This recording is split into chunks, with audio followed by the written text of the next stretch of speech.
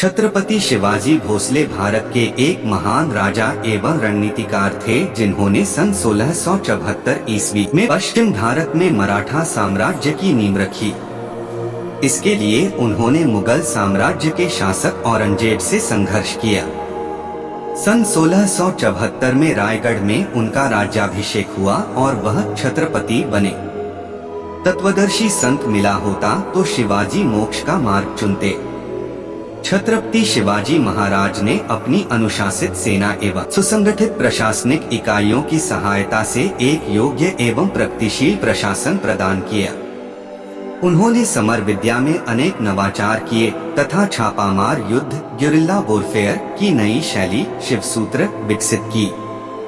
उन्होंने प्राचीन हिंदू राजनीतिक प्रथाओं तथा दरबारी शिष्टाचारों को पुनर्जीवित किया और मराठी एवं संस्कृत को राजकाज की भाषा बनाया।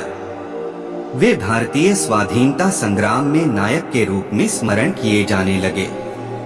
बाल गंगाधर तिलक ने राष्ट्रीयता की भावना के विकास के लिए शिवाजी जन्मोत्सव की शुरुआत की।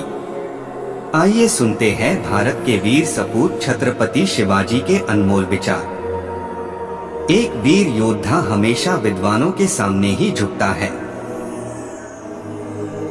कभी भी अपना सिर मत झुकाओ, हमेशा उसे ऊंचा रखो।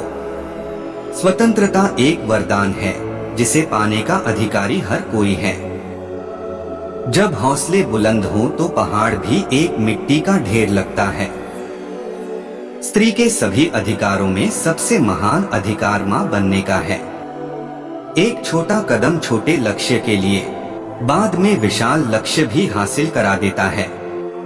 शत्रु को कमजोर न समझो और न ही अत्यधिक बलवान समझकर डरना चाहिए। आप जहां कहीं भी रहते हैं, आपको अपने पूर्वजों का इतिहास जरूर मालूम होना चाहिए। जो व्यक्ति सिर्फ अपने देश और सत्य के सामने झुकता है, उसका आदर सभी जगह होता है। जरूरी नहीं कि विपत्ति का सामना दुश्मन के सम्मुख से ही करने में वीरता हो। वीरता तो विजय में है। जो व्यक्ति धर्म, सत्य, श्रेष्ठता और परमेश्वर के सामने झुकता है, उसका आदर समस्त संसार करता है। जब लक्ष्य जीत का हो तो उसे हासिल करने के लिए कोई भी मूल्य क्यों न हो, उसे चुकाना ही पड़ता है। भले ही हर किसी के हाथ में तलवार हो, लेकिन यह इच्छा शक्ति होती है जो एक सत्ता स्थापित करती है। एक पुरुषार्थी व्यक्ति भी एक तेजस्वी विद्वान के सामने झुकता है, क्योंकि पुरुषार्थ भी विद्या से ही आता है। सर्वप्रथम राष्ट्र, फिर गुरु, फिर माता पिता और फिर परमेश्वर। आत्म पहले खुद को नहीं, राष्ट्र को देखना चाहिए। शत्रु चाहे कितना ही बलवान क्यों न हो, उसे अपने इरादों और उत्साह मात्र से भी परास्त किया जा सकता है। यह जरूरी नहीं है कि गलती करके ही सीखा जाए। दूसरों की गलती से सीख लेते हुए भी सीखा जा सकता है। प्रतिशोध की भावना मनुष्य को जलाती रहती है। सिर्फ संयम ही प्रतिशोध को काबू करने का एक उपाय हो सकता है। जो मनुष्य अपने बुरे वक्त में भी पूरी लगन से अपने कार्यों में लगा रहता है, उसके लिए समय खुद अच्छे समय में बदल जाता है।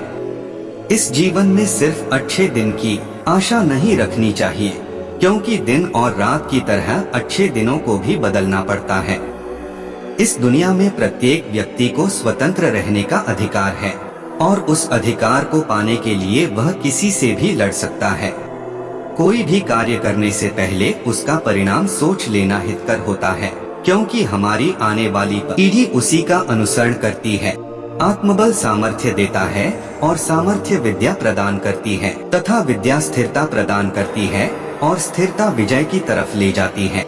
अपने आत्मबल को जगाने वाला, खुद को पहचानने वाला और मानव जाति के कल्याण की सोच रखने वाला पूरे विश्व पर राज्य कर सकता है। अंगूर को जब तक न पेरो वह मीठी मदिरा नहीं बनती, वैसे ही मनुष्य जब तक कष्ट में पिसता नहीं, तब तक उसके अंदर की सर्वोत्तम प्रतिभा बाहर नहीं आती।